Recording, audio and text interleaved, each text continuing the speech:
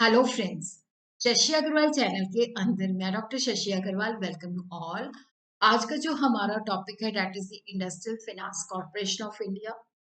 और ये जो टॉपिक है काफी सारे competitive exam, Indian economy, sectoral development and policy in India, management of financial institution के अंदर रेलिवेंट है। अगर आपको मेरा ये एफर्ट सही लगता है तो डू लाइक माई वीडियो, इसको शेयर कीजिए और मेरे चैनल शशि अग्रवाल को सब्सक्राइब कीजिए।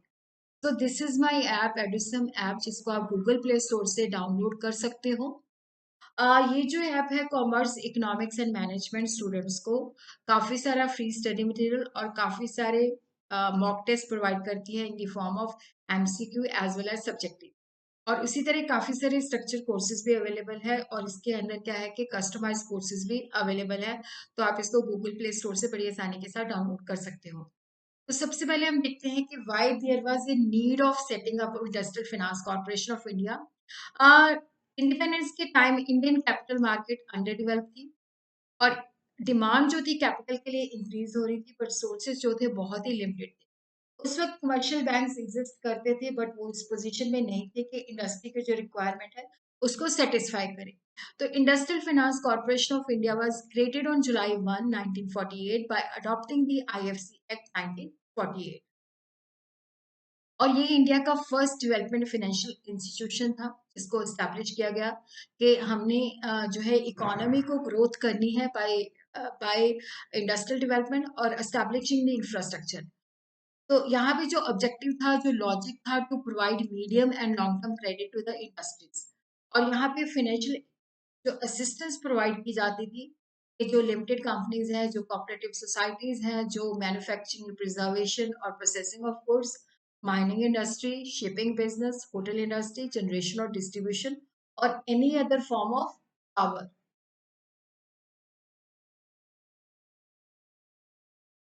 और उसी तरह जो इसकी ऑथोराइज्ड कैपिटल थी that was 10 crore which was divided in equity of rupees 5000 each. उसके बाद इसकी इक्विटी इंक्रीज की गई 20 करोड़। जुलाई 193 को आईएफसी एक्ट रिपील किया गया, इसको कंपनी एक्ट, कंपनी के अंदर कन्वर्ट किया गया और इसको एक लिमिटेड कंपनी का स्टेटस दिया गया और इसका नाम बदल के industrial finance corporation of India limited रख दिया गया। और इसने कंपनी एक्ट 1956 के अंदर अपनी रजिस्ट्रेशन करवा ली। Before July 193, general public was not permitted to hold share of IFC. Government of India, scheduled bank, insurance companies and cooperative societies के पास इसके शेयर थे। और उस वक्त जो फाइनेंशियल रिसोर्सेज थे, पेड अप कैपिटल रिजर्व, जो रीपेमेंट होती थी लोन की, market borrowing in the form of bonds and debentures, loan from the government of India, advance from the Industrial Development Bank of India, and foreign currency loans. 93, after the repeal of the IFC Act, IFC became a public limited company registered under the Company Act 1956. अगर अब हम बात करें तो it is a common company with the Government of India holding 61.02 of paid up share capital of IFC.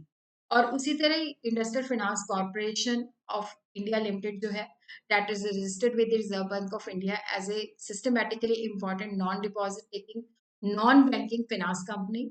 और ये एक notified public financial institution भी है under section 2 subsection 72 of the company act. IFC जो है that is currently listed on Bombay stock exchange, national stock exchange. इसके 7 subsidiaries हैं और 1 एसोसिएट है। और ये इंडस्ट्रीज के लिए फाइनेंशियल सपोर्ट प्रोवाइड करती है इंडस्ट्री, ताकि इंडस्ट्री की डाइवर्सिफाइड वे में ग्रोथ हो सके।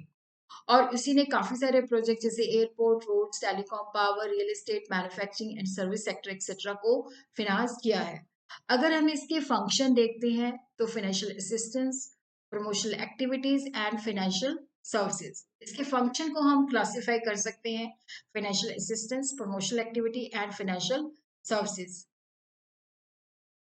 तो फाइनेंशियल असिस्टेंस के अंदर क्या है कि जो इंडस्ट्री कंसर्न्स हैं उनको लोन और एडवांसेस दिया जाता है, उनके डिबेंचर्स को सब्सक्राइब किया जाता है और ये जो लोन या एडवांसेस होते हैं they are repayable within 25 years.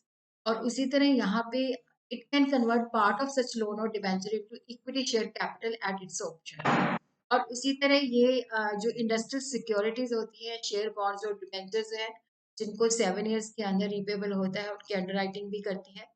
और उसी तरह जो पब्लिक लिमिटेड कंपनीज हैं उनके शेयर और डिबेंचर्स को डायरेक्टली सब्सक्राइब करती है।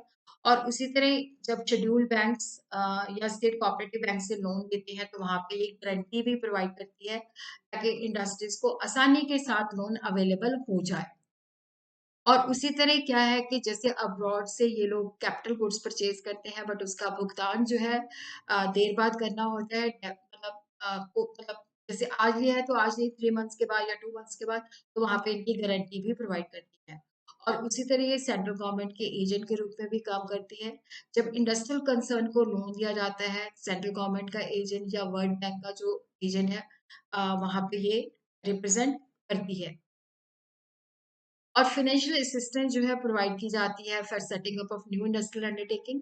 जब एग्जिस्टिंग कंसर्न ने अपना एक्सपेंशन करना है, डाइवर्सिफिकेशन करना है, मॉडर्नाइजेशन करनी है, रेनोवेशन करनी है, और एग्जिस्टिंग लाइबिलिटी या वर्किंग कैपिटल की जो रिक्वायरमेंट है इन सर्टेन केसेस के अंदर जो है प्रोवाइड करती है। और ये financial assistance to eligible industrial concern regardless of their size, की साइज को देखे बिना ये एलिजिबल इंडस्ट्रियल कंसर्न को असिस्टेंस भी प्रोवाइड करती है।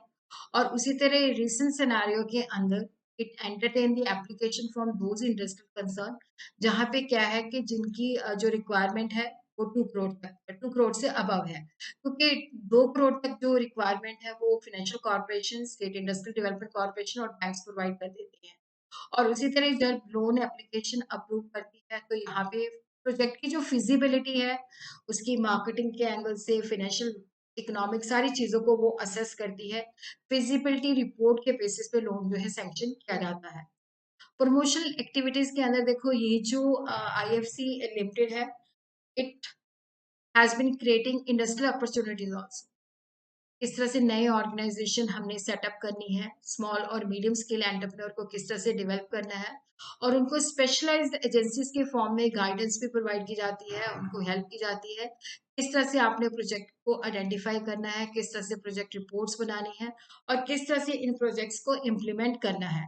और ये जो है प्रमोशनल एक्टिविटीज के अंदर इंडस्ट्री ग्रोथ को ये एक्सेलरेट करते हैं ताकि रीजनल इम्बैलेंसेस जो है वो खत्म किए जा सके और लोगों के बीच में जो इनकम डिस्पैरिटी है उसको भी खत्म किया जा सके। और उसी तरह हम देखते हैं कि प्रमोशनल एक्टिविटीज के अंदर और यहाँ पे various marketing intermediate of repute के अंदर भी मार्केटिंग जो इंटरमीडियरी है जो इंडस्ट्री के डेवलपमेंट के अंदर they play very vital role. तो मार्केटिंग इंटरमीडियरी जो है उनको भी सेटिंग अप करने में हेल्प किया है, जैसे स्टॉक एक्सचेंज के अंदर, एंटरप्रेन्योरशिप डेवलपमेंट के अंदर, कंसल्टेंसी ऑर्गेनाइजेशन के अंदर, एजुकेशन एंड स्किल डेवलपमेंट के अंदर।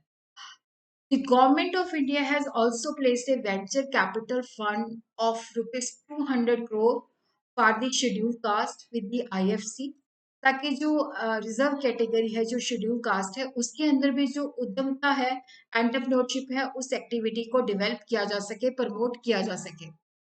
और उसी तरह गवर्नमेंट ऑफ इंडिया ने जो है इसको नोडल एजेंसी के रूप में भी डेजिग्नेट किया है।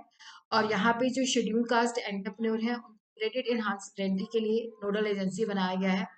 तो यहाँ पे भी है कि जो लोअर स्टेटा के लोग हैं वो भी उद्यमी बन सके, तो उनका भी जो डेवलपमेंट है फंड्स की शॉर्टेज की वजह से रुकना नहीं चाहिए। फाइनेंशियल सर्विसेज के अंदर corporate counselling for financial reconstruction की किस तरह से ऑर्गेनाइजेशन अपनी ऑर्गेनाइजेशन को फाइनेंशियली दोबारा से रिकंस्ट्रक्ट कर सकती हैं, रीऑर्गेनाइज कर सकती हैं। और फॉरेन कोलैबोरेशन के अंदर किस तरह से टर्म्स एंड कंडीशन को सेटल करने में हेल्प करती हैं, सिक यूनिट को रिवाइव करने में हेल्प करती हैं, और जो रिस्की प्रोजेक्ट्स होता है उनको फाइनेंस प्रोवाइड करती हैं। और उसी तरह IFC has promoted ICRA Limited, a credit rating agency, to help investor undertake the investment decision। और उसी तरह मैनेजमेंट डेवलपमेंट इंस्टीट्यूट भी एस्टैब्लिश किया गया है। और यहाँ पे भी क्या है कि जो एंटरप्रेन्योर्स हैं उनको मॉडर्न मैनेजमेंट टेक्निक्स बताई जाती हैं। यहाँ पे जो गवर्नमेंट ऑफर्स हैं, इंसेंटिव्स हैं, जो लोग चाहे वो पब्लिक सेक्टर से है चाहे वो प्राइवेट सेक्टर से है, उनको अवेयर उनके बारे में बताया जाता है।